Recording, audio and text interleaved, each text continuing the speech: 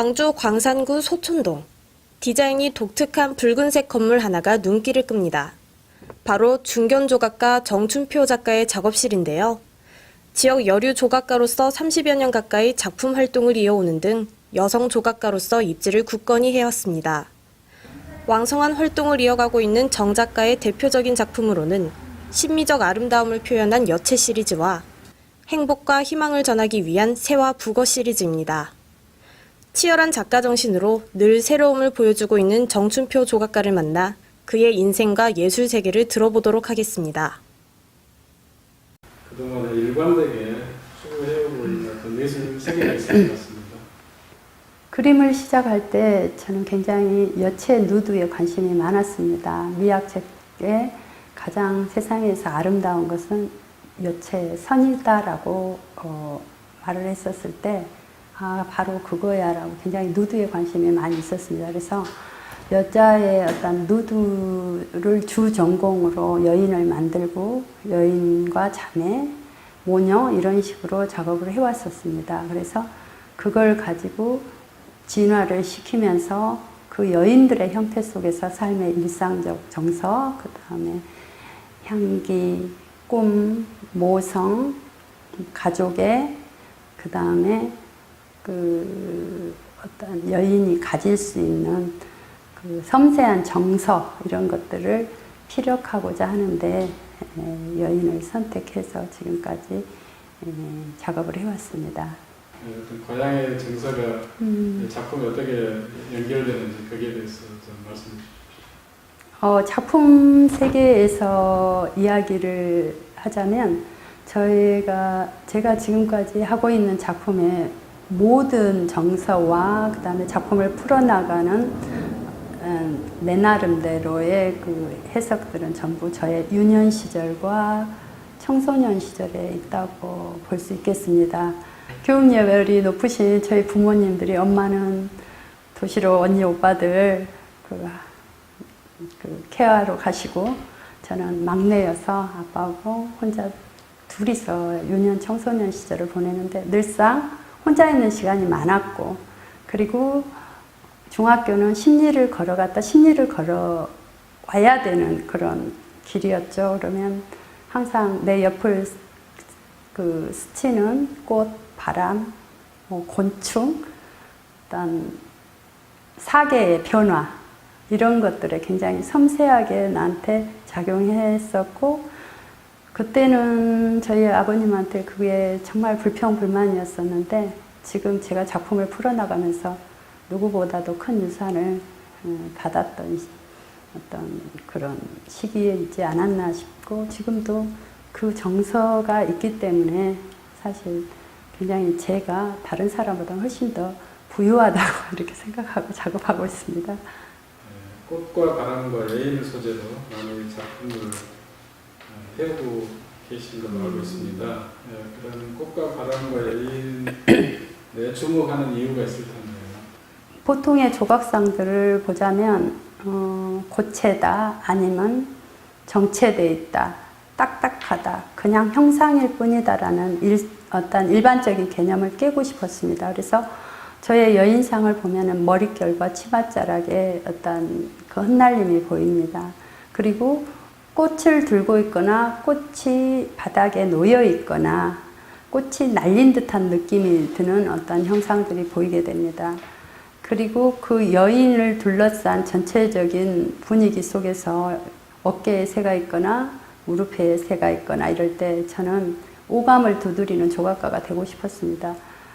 머리에 날림, 치맛자락에 날림은 바람을 의미합니다. 촉각을 두드리고 새의 소리는 청각을 두드리고 꽃은 후각을 두드리고 이렇게 하면서 조각을 보면서도 고체가 아니고 어떤 살아있는 형상과 내가 같이 호흡하는 듯한 교감을 저의 작품을 감상하는 감상자들한테 전달하고 싶었던 제 작품 의도 때문에 꽃과 바람과 여인 이거를 모티브로 잡고 가고 있습니다. 공공예술과 환경조성을 많이 해오셔가지고 대중과 굉장히 어떤 친근감을 갖고 계셔요. 네. 그런 부분에 대해서 좀 말씀해 주시죠.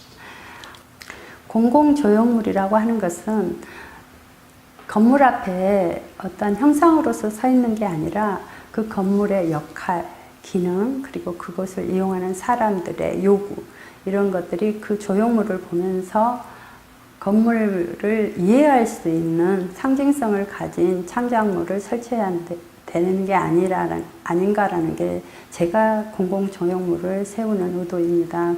그렇기 때문에 공공조형물이라는 것을 건물에 접근시키는 게 아니라 일반 보는 감상자들과의 접근, 그 건물에 가장 어울리는 추상적인 형상을 캐치해서 그거를 가지고 오기도 하고 구상적인 것을 가지고 와서 설치하기도 하고 하는, 그렇게 제작을 하면서 접근해 가는 게 저는 공공조형물이라고 생각합니다. 네, 내년 5월 말에 광주 신세계 갤러리에서 개인전을 준비하고 계신 걸로 알고 있는데요. 어떻게 지금 준비하고 계신가요? 지금은 2012년도에 제가 대동갤러리하고 예술의 전당 전시를 굉장히 대규모로 하고, 사실 작업장 짓고 이렇게 휴지기 같은 상태고 많은 작품을 만들지 못했는데, 또 다른 전환점을 한번 가지고 싶어서 지금 아이템이 이제 확실시 되고 그 다음 전시장을 잡은 상태입니다. 그래서 내년 전시는 기존에 해왔던 여체, 그 다음에 세와 북어 작품 이런 것과는 아주 또 색깔이 다른 어떤 작품을 준비하고 있습니다. 네, 가장 기억에 남는 해외 전시가 있다면 어떤 전시인지 좀 소개해 주시죠. 해외 초대 개인전으로 가장 인상에 남은 전시는 프랑스 파리전입니다.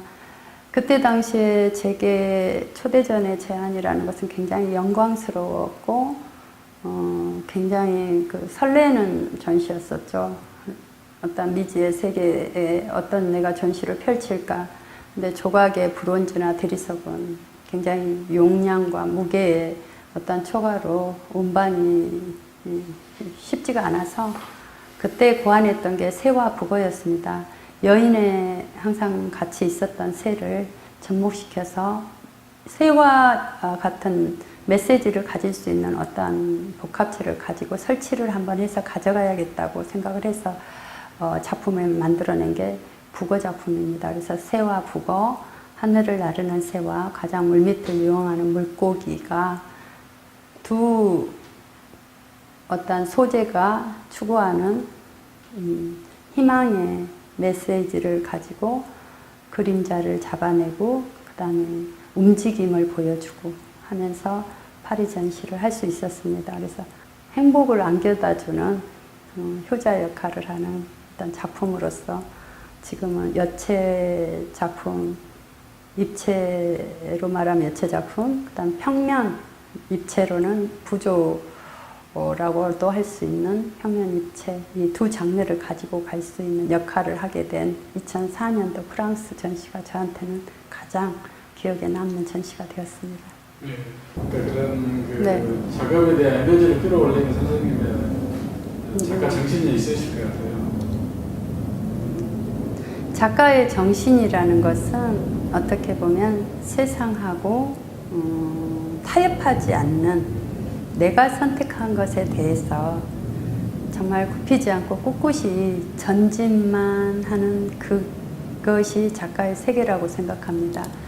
내가 작가라는 것, 나는 이 세상에 누가 뭐라 해도 조각가야 라고 할 수 있는 어떤 자긍심, 그 다음에 어떤 상황에서도 꿋꿋이 내가 내 생각을 가지고 갈 수 있고, 그 다음에 흔들리지 않고 내가 계획한 대로 전시를 실천한다든가 아니면 어떤 계획을 잡아서 내 프로젝트를 진행한다든가 하는 것들은 주변이 천지가 개벽을 해도 나는 내 할 일을 하고 있을 때 작가라는 길을 갈 수 있지 않나라는 생각을 하게 됩니다.